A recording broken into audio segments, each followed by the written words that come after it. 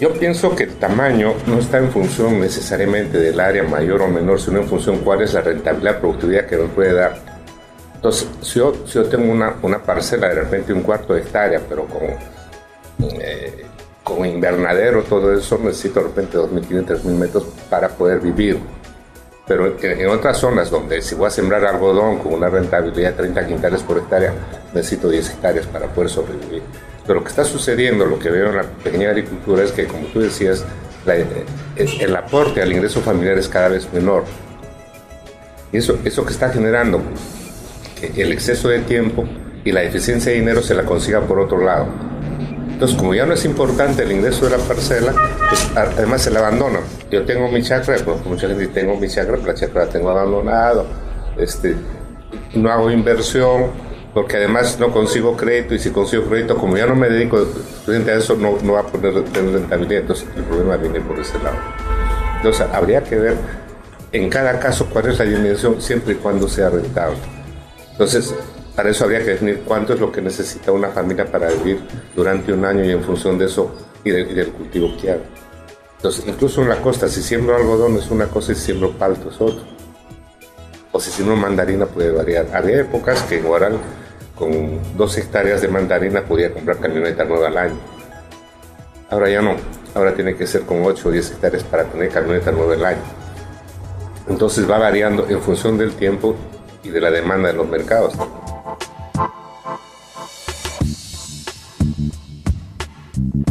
El problema que yo veo, por lo menos en el caso de Huaral, es que la agricultura familiar cada vez usa menos tecnología, porque cada vez le interesa invertir menos, porque no es la más importante parte del ingreso. O sea, la gente no vive de la agricultura, sino, yo digo, es un hobby, es un hobbyista que tiene su parcela, que por prestigio o por herencia la tiene y la mantiene. Entonces no le interesa la productividad de esa parcela, porque vive de otra cosa, o es maestro, es profesor, o es jubilado, o es taxista, entonces ahí viene el problema. Probablemente en el caso de Sierra, en otros sitios puede ser diferente, pero en el caso de la costa, que más conozco, el problema viene por ese lado. Cada vez la agricultura familiar es menos rentable porque hay menos dedicación, hay menos inversión, entonces cada vez es peor.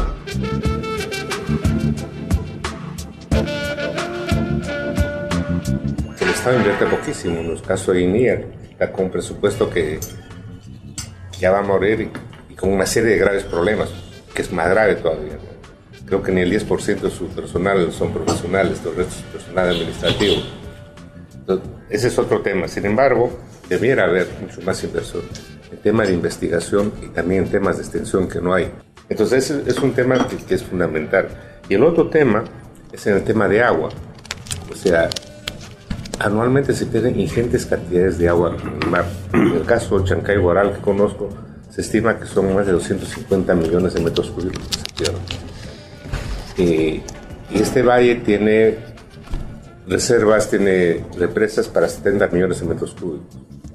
Es uno de los pocos valles en los cuales la represa está manejada por la propia Junta de Usuarios, que las administra ese tiempo y que ha ido incrementando pequeñas obras con inversión propia.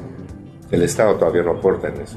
Entonces, cosas de ese tipo se puede hacer en muchos valles, de tal suerte que, y en la parte alta, mejorar los sistemas de riegos con esa agua almacenada, a fin de que ellos puedan tener cosechas mucho mejores y que no dependan del clima, que es tan variable.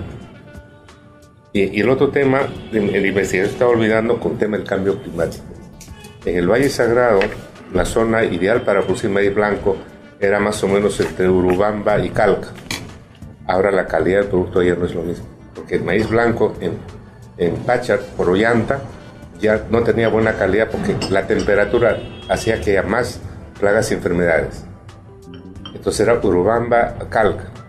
Ahora ya Urubamba y Calca está igual que Pachar, o sea, y hay muchas más plagas y enfermedades, y la mejor zona ya está entre Coya y Pisa, o sea que está calentando el clima. Entonces, donde antes era frío, ahora está más caliente que la temperatura, en las temperaturas ideales. Entonces, ¿qué hacer? ¿Cómo superar eso? Tenemos que hacer investigación. Yo creo que gran parte de la producción de alimentos que consume el país está producida por la agricultura familiar. En el caso de Huaral, el promedio de la parcela son 2.3, 2.5 hectáreas. Entonces, al final, todo es agricultura familiar. Lo que tenemos que hacer es cómo esa agricultura nuestra, que a mi juicio es principalmente familiar, hacemos que sea más, que es la que está manteniendo hoy.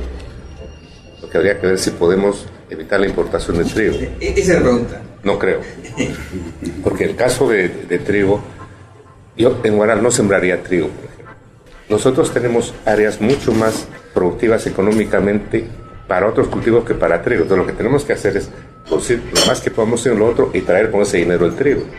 Y no pretender sembrar trigo para reemplazar la importación, porque no tenemos, en ningún sitio tenemos áreas como para sembrar masivamente trigo. ¿Qué es lo que hace Chile, perdón, Argentina o Estados Unidos, Canadá, Rusia? Sus rendimientos son bajísimos, 2.000, 2.500 kilos por hectárea. Son grandes extensiones, lo sembran con grandes máquinas, incluso hasta con aviones, le aplican herbicidas igual y cosechan. Entonces su rentabilidad es muy pequeña, porque además son tierras marginales. Entonces nuestras tierras marginales son muy pequeñas y no creo que sea lo más rentable en el caso del trigo.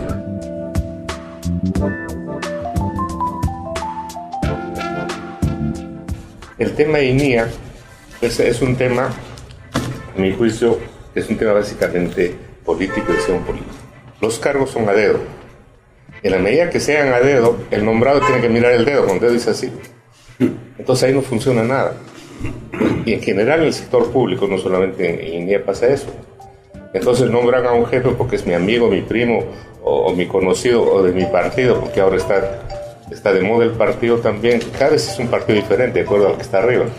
Entonces lo que pasa, entonces cada partido lleva a su gente, y desgraciadamente la gente que incorpora no son los técnicos, sino son administrativos, la gente que hizo la campaña. ¿Qué jefe, por más capaz que sea, va a manejar eso?